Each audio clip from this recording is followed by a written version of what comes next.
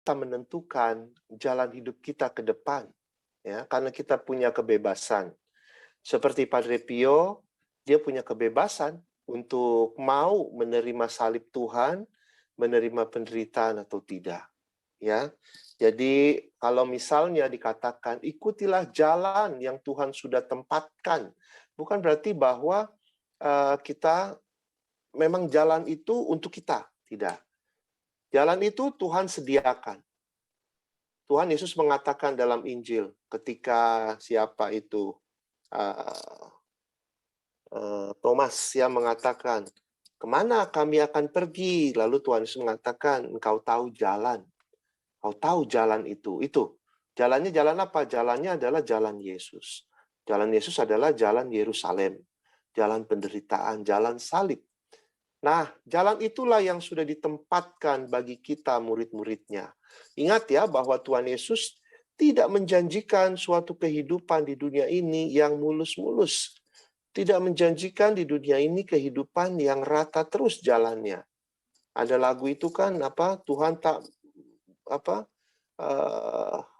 memberikan janji bahwa langit selalu biru, ya. Ada waktunya, bahkan sering kali, banyak kali mendung terus, bahkan hujan kilat, badai mungkin ya. Itulah, tapi yang penting adalah kita sudah tahu jalan kekudusan itu adalah seperti apa. Jalan yang disuguhkan oleh Yesus, yaitu jalan ke Yerusalem. Dan itu dilewati oleh Padre Pio, dan itu jalan yang selalu Padre Pio tunjukkan kepada anak-anak rohaninya.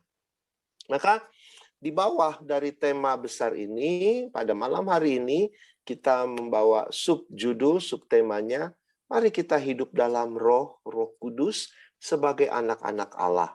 Pertama-tama, saya mau menjelaskan bahwa hidup dalam roh itu adalah yang disebut spiritualitas. Jadi kalau kita banyak mendengar kata-kata spiritualitas itu apa sih? Spiritualitas adalah hidup dalam roh, ya.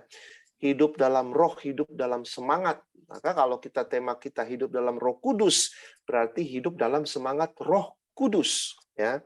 Ada banyak macam spiritualitas. Kita bisa menyebutkan ada pertama-tama ada banyak macam spiritualitas. Kita bisa bilang spiritualitas perkawinan. Artinya apa? Artinya spiritualitas kesetiaan. Kalau perkawinan kesetiaan, ya, atau apapun juga semangat yang dijalani oleh suami istri, perempuan dan laki-laki yang hidup bersama dalam perkawinan. Bisa juga kita katakan spiritualitas olahraga. Spiritualitas olahraga itu apa? Yaitu adalah sportivitas, kejujuran, ya, nggak main curang, ya. Ada juga misalnya spiritualitas kaum muda, yaitu kegembiraan, kreativitas, dan segala macam semangat, ya, optimisme, itu kan spiritualitas kaum muda. Bisa juga kita bilang misalnya spiritualitas Hinduisme, spiritualitas lansia, semangat apa yang harusnya menjiwai kaum lansia. Atau kita juga sering kali mendengar kata-kata spiritualitas Kristiani. Spiritualitas Kristiani artinya hidup dalam roh, dalam semangat seorang pengikut Kristus. Spiritualitas hidup dalam semangat roh Kristus, ya. Itu namanya spiritualitas Kristiani. Jadi kalau kita katakan di sini hidup dalam roh kudus sebagai anak-anak Allah adalah kita mau belajar tentang spiritualitas kita, dalam artian kita mau hidup dalam Roh Kudus, tuntunan bimbingan Roh Kudus, semangat Roh Kudus sebagai anak-anak Allah. Ya, saya mau mengutip dulu dari surat Rasul Paulus kepada jemaat di Galatia bab 5 ayat 16 yang mengatakan ini tentang hidup menurut daging atau roh. Dikatakan di sana ayat 16, hiduplah oleh roh, maka kamu tidak akan menuruti keinginan daging. Ya. Rasul Paulus itu menyadari sekali bahwa tubuh kita adalah bait Roh Kudus. Ya, di Korintus dia mengatakan itu kepada jemaat di Korintus, bahwa tubuh kita adalah bait Roh Kudus, tempat tinggalnya Roh Kudus. Mau tidak mau, suka atau tidak suka, kita harus memberi diri kita dipimpin oleh Roh Kudus. Kalau kita mau hidup oleh Roh Kudus, kita perlu dikuasai, dibimbing, dipimpin oleh Roh Kudus. Bukan lagi dikuasai oleh keinginan atau kedagingan kita. Itu yang dikatakan dari surat Paulus kepada jemaat di Galatia. Hiduplah oleh roh, maka kamu tidak akan menuruti keinginan daging. Kalau kita hidup dalam roh, berarti kita akan berusaha untuk tidak menuruti keinginan daging kita. Ya, sebenarnya kata surat itu hiduplah ya, kata hiduplah dalam teks aslinya itu tentu saja dari bahasa Yunani memiliki peripatio, itu memiliki pengertian berperilaku atau berkebiasaan atau berusahalah membiasakan diri untuk hidup dalam roh atau oleh kehendak Roh Kudus atau berjalan seirama dengan Roh Kudus. Jadi di sini ketika bilang hiduplah oleh roh, bukan berarti suatu yang otomatis, tidak. Ini adalah kita harus berusahalah untuk hidup dalam roh, ya. Milikilah kebiasaan itu. Berperilakulah sebagai orang yang memang hidupnya dipimpin oleh Roh Kudus, ya. Maka membiasakan diri dalam konteks ini berarti melakukan hal itu terus-menerus, berusaha, ya, membutuhkan usaha, perjuangan, latihan yang mungkin masing-masing orang berbeda-beda, ya. Ada orang yang cepat sekali bisa langsung roh Tuhan selalu menguasai dia. Nanti kita lihat, ya, kan ada buah-buah roh, kita tahu, ya, orang yang hidup seperti itu. Ada juga yang perlu waktu lama.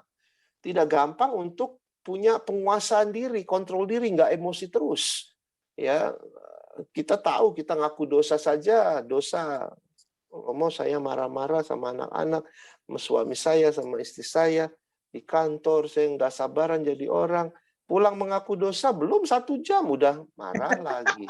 Yo, kapan kita bisa punya anugerah roh itu, penguasaan diri, penguasaan emosi. Jadi ini perlu latihan, perlu waktu yang panjang, ya, perlu kemauan keras. Ini maka nggak gampang, ya, untuk hidup dikuasai, dipimpin oleh Roh Kudus itu nggak gampang. Jadi nggak bisa hanya kita bilang orang sesekali saja, tergantung mood, tergantung musiman. Wah, kalau lagi persekutuan doa, baik-baik loh, di misa ada ini baik, ya, suasana gereja, dalam gereja, lingkungan gereja, kita kayaknya terbantu sekali. Tapi begitu udah hidup di rumah lagi, balik lagi ke kehidupan biasa, udah deh, kita kayak nggak ada lagi nggak ada lagi kekuatan, ya, kita gampang sekali jatuh. Nah, memang di dunia akhirnya kita harus terjun kembali ke lingkungan, ke rumah, ke kantor, ke rumah yang banyak masalah, menghadapi suami, istri, menghadapi anak-anak. Kita memang langsung kayak diterjunkan begitu. Maka perlu, ya, jadi jangan khawatir ketika Paulus mengatakan hiduplah dalam roh, maka keinginan daging akan hilang. Enggak segampang itu. Hiduplah dalam roh, masuk Paulus adalah berusahalah terus. Berusaha terus. Dan at the end, pada akhirnya, Tuhan itu melihat usaha kita.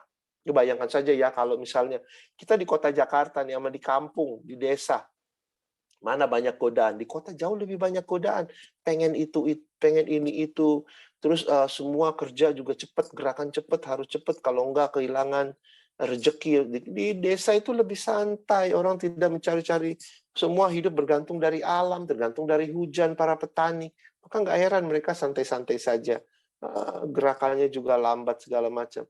Kita di sini lebih banyak mungkin, ya, barangkali lebih banyak gampang sekali dicobai, ya. Sementara di desa mungkin agak lebih sederhana, lebih mudah. Nah, itu.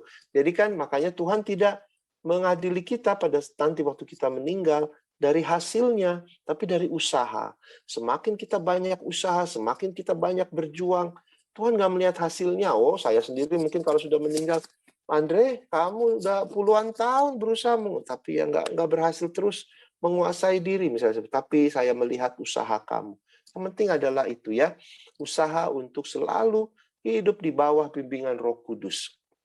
Nah, memberi diri dipimpin oleh Roh Kudus, ya, itu berarti juga perlu menaklukkan kehendak pribadi, ya, ditaklukkan dan diserahkan kepada kehendak Roh Kudus, sehingga kita bisa berjalan beriringan, seirama dengan kehendak Tuhan. Itulah yang dilakukan orang-orang kudus. Itulah yang dilakukan oleh Yesus. dia menaklukkan kehendak pribadinya. Ingat waktu di Taman Getsemani, saya pengen cawan ini berlalu daripadaku, tetapi bukan kehendakku, rencanamu saja Tuhan. Dia mengorbankan kehendak pribadinya supaya bisa menyesuaikan dengan kehendak Tuhan. Ya, ini yang disebut proses sinkronisasi kehendak kita dengan kehendak Tuhan. Dan tentu saja sekali lagi nggak gampang untuk menaklukkan kehendak pribadi. Apalagi kita yang sudah terbiasa orang ngikutin kita. Orang kita selalu hebat lah gitu ya.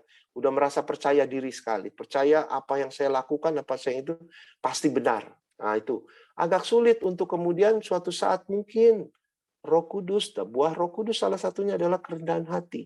Ya, apakah kita mau mendengarkan? Saya seorang imam, apakah saya mendengar misalnya entah siapa umat yang sangat sederhana tiba-tiba mengoreksi saya. Apakah saya mau mendengarkan? Kalau saya hidup dipimpin oleh Roh Kudus, saya akan melihat, ya Tuhan mengingatkan saya. Tuhan siram air, saya ceritakan saja ya waktu, mungkin saya sudah cerita atau belum, saya tidak tahu. Misalnya waktu kita tahu ya masa pandemik hebat-hebatnya itu bulan Juni Juli itu, ketika gelombang itu besar sekali ya, dulu kita mendengar banyak orang meninggal, tapi ya orang kita tidak kenal, atau yang kenal pun juga kenal jauh. Tapi waktu itu wow, orang-orang yang dekat dengan kita, umat kita, mereka yang sehat dalam hitungan hari langsung meninggal dunia. Saya tuh berperang itu ya antara kok seperti ini Tuhan, kejam sekali. Sungguh-sungguh saya melihat waktu itu Tuhan itu sangat kejam. Dan saya sempat curhat dengan umat, saya bilang di sana, iya ya Bu ya, Tuhan itu kejam sekali, Tuhan itu kayaknya kenapa seperti ini, saya tidak mengerti. Umat itu menjawab saya di WA. Dia bilang, tidak pastor, Tuhan itu baik, Tuhan itu sabar. Padahal orang itu yang tulis WA sedang mengalami kesusahan berat. Saya langsung seperti disiram air dingin itu.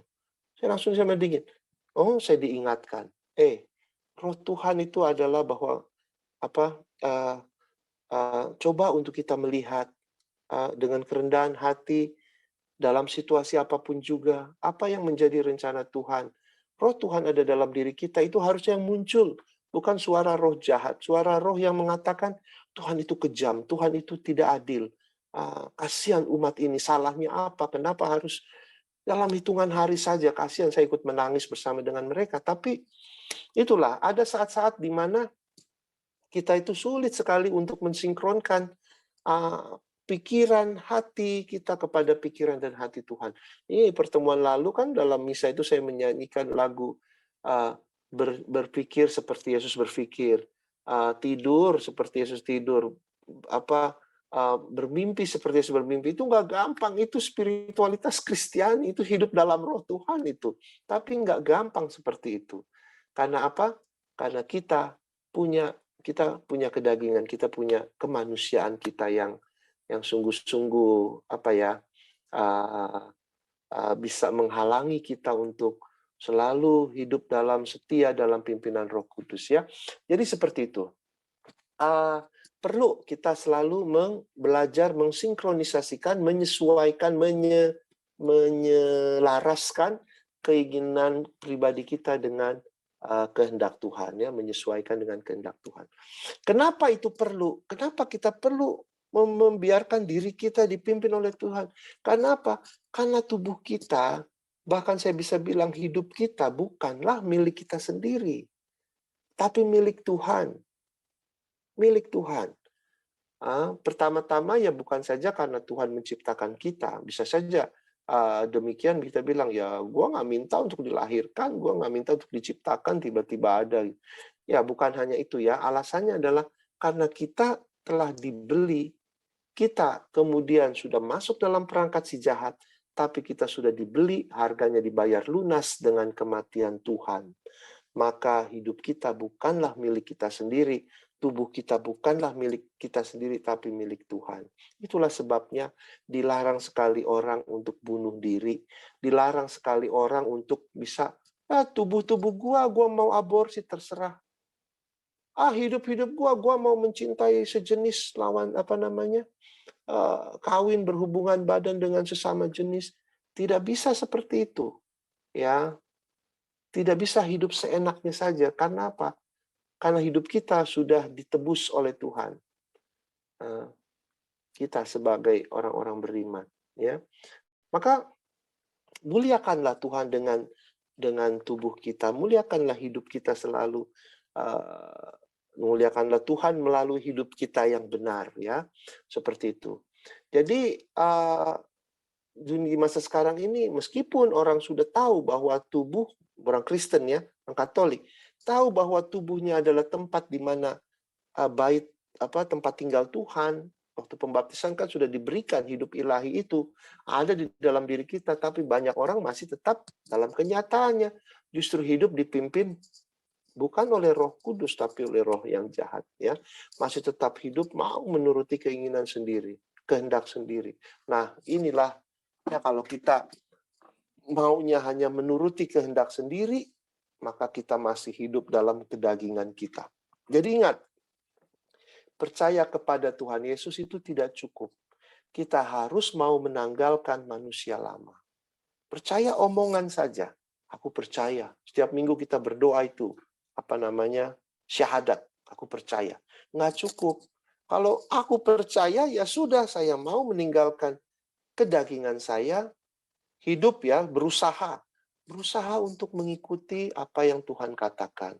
Berusaha menelusuri jalan yang Tuhan lalui itu juga, ya. Sebab ingat, kerajaan surga itu disediakan bagi orang-orang yang taat melakukan kehendak Tuhan, yaitu mereka yang mau hidup di dalam pimpinan Roh Kudus. Tadi dalam doa Padre Pio saja sudah disebutkan itu, ya. Untuk mau menerima kehidupan yang Tuhan berikan pada kita, yaitu kehidupan penderitaan, kehidupan sulit.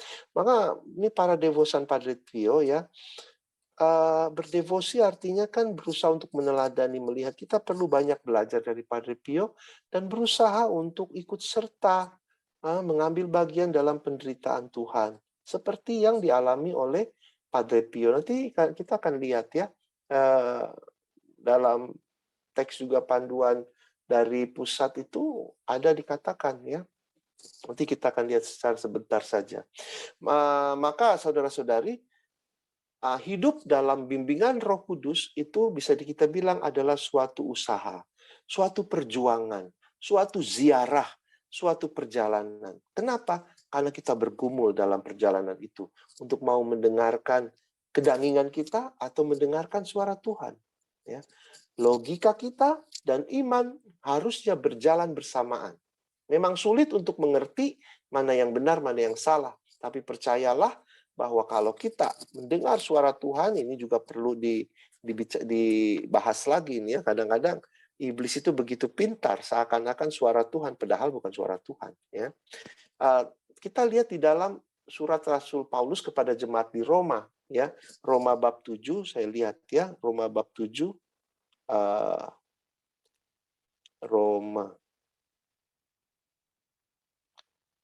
Roma bab 7 ayat 19 sampai 25. Ayat 19 sampai 25 itu mengatakan, sebab bukan apa yang aku kehendaki, yaitu yang baik yang aku perbuat, melainkan apa yang tidak aku kehendaki, yaitu yang jahat yang aku perbuat. Jadi jika aku berbuat apa yang tidak aku kehendaki, maka bukan lagi aku yang memperbuatnya, tapi dosa yang diam di dalam aku, ya. Demikian aku dapati hukum ini. Jika aku menghendaki berbuat apa yang baik, yang jahat itu ada padaku. Sebab di dalam batinku aku suka akan hukum Allah. Tapi di dalam kedaginganku, di dalam anggota-anggota tubuhku, aku melihat hukum lain yang berjuang melawan hukum akal budiku dan membuat aku menjadi tawanan hukum dosa yang ada di dalam anggota-anggota tubuhku. Aku manusia celaka. Siapakah yang akan melepaskan daku dari tubuh maut ini? Syukur pada Allah oleh Yesus Kristus Tuhan kita, ya. Jadi Paulus saja sudah mengakui di sana, ya, kalau saya yang aku kehendaki pengen berbuat baik, tapi yang aku itu kehendaknya, tapi yang justru aku lakukan malahan yang jahat. yang tidak aku kehendaki. Kalau ada pertentangan seperti itu. Secara akal budi kita maunya buat baik, buat ini. Tapi ternyata kenyataannya kedagingan kita malah kita buat yang tidak baik. Itu disadari perjuangan antara daging dan roh, ya, disadari oleh Paulus dari awal, ya. Jadi memang dipimpin oleh Roh Kudus itu enggak secara otomatis terjadi, ya. Karena apa? Karena ya ada kedagingan. Karena apa? Ya karena manusia juga bebas, ya, bebas memilih untuk mau ikut apa enggak, ya. Roh Kudus itu lemah lembut, dia tidak otoriter, dia enggak memaksa, dia enggak mendikte, ya. Jadi selalu Roh Kudus pasti sesuai, dia juga adalah pribadi dari Tritunggal Maha Kudus. Dia tidak akan melawan Allah Bapa yang sudah memberikan kehendak bebas kepada kita semua manusia, maka dia pun membiarkan manusia, biarpun ada suara Roh Tuhan itu, tetap manusia bebas untuk menentukan mau ikut atau tidak, ya. Maka kalau orang mengaku bahwa dia dipenuhi oleh Roh Kudus, berarti dia harus memberikan dirinya dibimbing oleh Roh Kudus, membuka ruang untuk Roh Kudus berkarya dalam dirinya. Dan ini perlu kerendahan hati yang luar biasa besar sekali. Kita untuk mereka yang sudah baca cerita Padre Pio, nonton cerita Padre Pio, bagaimana Padre Pio itu dihina, dikecam oleh bukan saja umat mungkin yang nggak percaya, tapi dari pihak gereja sendiri, dari pimpinan gereja sendiri yang menyatakan diri orang-orang beriman, posisi tinggi, kardinal atau uskup, tapi dia benar-benar punya kerendahan hati yang besar, ya. Iblis itu bisa menyamar seakan-akan seperti Roh Kudus, padahal bukan. Ada juga orang-orang Katolik, ya, yang merasa yakin sekali kalau Roh Kudus itu seringkali turun atasnya. Kalau hal itu menjadikan dia seperti Tuhan Yesus, ya, yang ya Tuhan Yesus lah, kita tahu, ya, Tuhan Yesus seperti apa, maka bisa dipercaya. Tapi kalau itu malah menjadikan dia seperti selebriti, maka bisa dipastikan itu bukan Roh Tuhan, itu bukan Roh Kudus. Jika buah dari Roh Tuhan itu, suara Roh itu menimbulkan perpecahan, berarti itu bukan dari Roh Tuhan. Karena buah-buah Roh itu adalah kasih, sukacita, damai, sejahtera, kesabaran, kemurahan hati, kelemah lembutan, penguasaan diri, kesetiaan, itu adalah buah-buah dari Roh Kudus. Kalau kita ada Roh Kudus dalam diri kita, pasti buah-buahan itu ada. Kalau nggak ada, jangan sebut diri hidup saya dipenuhi, dikuasai oleh Roh Kudus. Suara apa namanya itu? Suka ngomong-ngomong apa? Saya lupa kalau ada karismatik itu. Bahasa roh. Bahasa roh. Bahasa roh toh? Bahasa roh ya, oke. Kita kadang-kadang saya juga nggak bisa ngejudge, ya, menghakimi orang. Bahasa roh berarti siapa tahu memang benar-benar dia di dalam emosinya, perasaannya itu dia bertobat dan dia dikuasai oleh Roh Kudus sehingga dia tanpa sadar menggumam sesuatu. Sudah tahu bahasa roh atau bukan, saya nggak bisa mengadili lagi, ya. Tapi tetap itu nggak penting, saya bilang itu nggak penting. Manifestasi seperti itu nggak penting. Silakan mau ada itu karena penguasaan diri, mungkin udah nggak berkuasa karena begitu sedihnya, begitu gembira karena Tuhan hadir, karena khotbah itu, karena lagu-lagu itu, sehingga dia terbawa emosi seperti itu sampai bergetar dan mengucapkan itu, silahkan. Tetapi itu bukanlah hal yang penting. Perasaan emosi itu nggak penting. Yang penting adalah bagaimana manifestasi Roh Kudus itu terwujud dalam kehidupan kita. Setelah doa-doa itu, setelah dikuasai oleh Roh Tuhan yang membuat kita menangis, yang membuat kita bersyukur, bersuka cita, apakah ada perubahan atau tidak? Apakah kita jadi orang yang lebih sabar atau tidak? Apakah kita jadi orang yang lebih bermurah hati atau tidak? Itu baru kita menilai benar-benar orang itu hidup dalam Roh Kudus, hidup dalam Roh Tuhan, ya. Jadi sekali lagi, hidup dalam Roh Kudus itu, dipimpin Roh Kudus, bukan suatu hal yang satu kali, dua kali seperti itu pengalaman waktu doa apa segala macam. Enggak, itu suatu kebiasaan.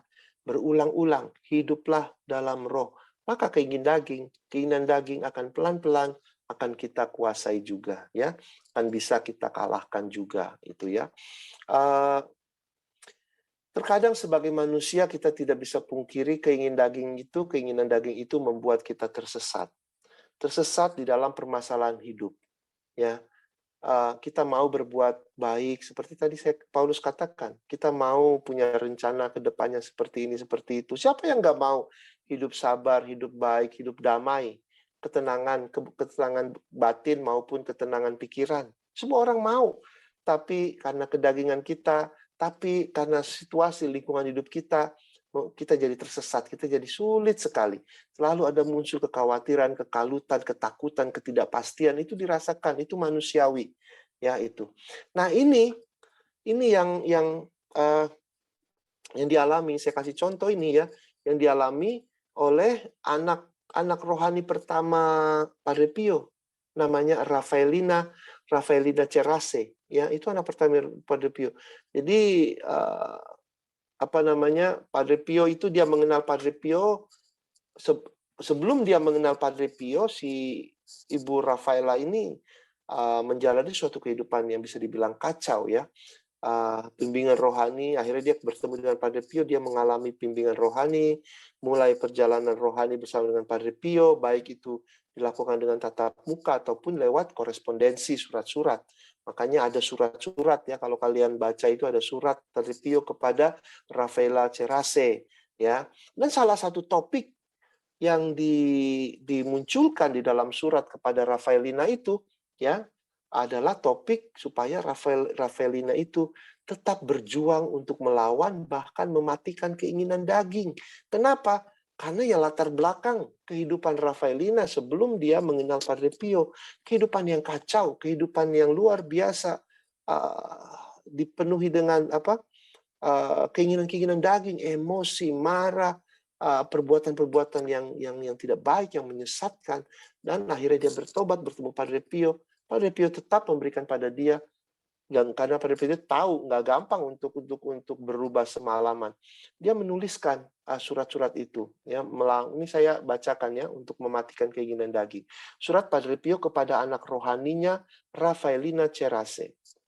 Dia menulis begini, jiwa yang ditakdirkan untuk memerintah bersama Yesus Kristus dalam kemuliaan abadi, ini ya, kalau jiwa kita mau ikut bersama dengan Yesus dalam kemuliaan nantinya, sekarang dan nantinya, harus dibentuk oleh pukulan palu dan pahat. Tapi pukulan palu dan pahat apa yang digunakannya? Artis ilahi menyiapkan batu, yaitu jiwa yang dipilih, kakak tersayang, sapuan ini pahat adalah bayangan, ketakutan, godaan, siksaan spiritual dan kecemasan dengan sejumput kesedihan bahkan rasa sakit fisik. Ya. Jadi tindakan kasihnya Bapa yang bertindak dalam diri manusia yang punya keinginan untuk mau menyatukan kehendaknya dengan kehendak Tuhan, mau bertobat, mau mengikuti jalan Tuhan, mau membawa dirinya bersatu dengan Tuhan, dia harus melalui berbagai peristiwa dalam hidupnya yang akan memurnikan dia seperti emas itu dalam wadah, itu dimurnikan ya. Akhirnya akan membuat dia mampu untuk memahami dan mencintai Tuhan dalam kesetiaan yang total ya. Di dalam Padre Pio juga menjelaskan semua itu dari buku Brevir, buku doa. Yang buku Brevir itu buku doa, biasanya pastor-pastor semua doakan itu. Ada madah kalau hari misalnya hari Giovanni Laterano, itu gereja memerayakan katedral itu, Giovanni Laterano, gereja itu. Maka madah yang dinyanyikan adalah diungkapkan Yesus sebagai seniman ilahi yang membebaskan batu dari semua yang tidak berguna, hal-hal yang tidak berguna untuk membangun suatu pemerintahan Allah. Sepanjang hidupnya Padre Pio juga menyadari bahwa iblis yang dia sebut sebagai seniman kegelapan, sebaliknya dia akan selalu menghalangi tindakan Tuhan. Ya, iblis itu akan selalu menghalangi tindakan Tuhan. Ya, maka memang benar-benar perlu sekali kita punya sikap militan, ya, combat, bertempur, berjuang melawan keinginan-keinginan daging kita, ya. Di masa perjuangan ini, di masa sekarang ini, ya, zaman sekarang, ya, perjuangan melawan keinginan daging atau mematikan keinginan daging, mati raga, itu bukan topik yang populer, bukan topik yang diminati. Berapa orang yang mau melakukan ini, mati raga, mematikan keinginan daging? Kalaupun ada orang yang melakukan mematikan keinginan daging, itu mungkin karena alasan diet atau kesehatan, ya, tapi bukan untuk kemajuan rohani, ya. Tapi justru di masa sekarang ini memang udah nggak populer itu, ya, udah nggak populer. Si jahat sekarang ini bisa menyerang dalam kita bisa melakukan suatu mati raga spiritual, ya. Suatu mati raga spiritual, mati raga kehendak. Mati raga kehendak, mati raga memori. Ya. Kita seringkali nih, mungkin di sini banyak orang yang seringkali kalau lagi bete apa, kita sering mengenang-enang masa lalu lah. Akhirnya kita mengeluh, aduh dulu nggak kayak gini, dulu begini begitu. Aduh, itu udah nggak perlu lagi kita mengorek-ngorek masa lalu lagi. Akhirnya kita jadi orang yang banyak keluhan-keluhan terus, ya. Akhirnya banyak sikap-sikap negatif yang muncul dalam diri kita. Kenapa? Karena memori itu. Nah, ini harus juga kita mati ragakan. Mati raga memori, mati raga kehendak kita sudah tahu. Kita punya kehendak, kemauan, kita matikan itu. Jadi bukan hanya keinginan daging, kayak rakus lah, nafsu, kemalasan, bukan saja keinginan daging, tapi juga keinginan kehendak, keinginan, tadi saya bilang keinginan kenangan-kenangan itu perlu kadang-kadang kita matikan supaya kita bisa fokus hidup dalam bimbingan roh. Kalau orang sudah melakukan ini, maka otomatis dia bisa hidup sebagai anak-anak Allah, ya, hidup sebagai anak-anak Allah. Dan mudah-mudahan kita mencapai itu, hidup yang merdeka sebagai anak-anak Allah. Itu yang mau Tuhan berikan pada kita ketika datang ke dunia ini, mewartakan pertobatan, menunjukkan jalan, menyembuhkan, mengajar, supaya kita semua bisa menjadi anak-anak Allah yang merdeka. Nah, itu. Jadi sampai di sini dulu pengajaran saya tentang topik itu, hidup dalam roh sebagai anak-anak Allah. Ya, nggak gampang, sulit sekali, tapi dalam doa-doa itu mudah-mudahan kita hayati doa-doa Padre Pio itu semua mengarah ke sana. Supaya kita mematikan keinginan daging kita, berjuang melawan si setan, si iblis yang kadang-kadang menyamar, sungguh-sungguh menyamar sekali, ya. Seakan-akan kita pikir itu baik, padahal nggak baik, ya. Atau nggak baik. Itu saja. Nanti kita sekarang kalau mau ada bertanya, silahkan. Kalau saya bisa jawab, saya akan jawab, ya. Baik, itu Ibu Evodia, silahkan waktu saya berikan untuk bersesi berikut.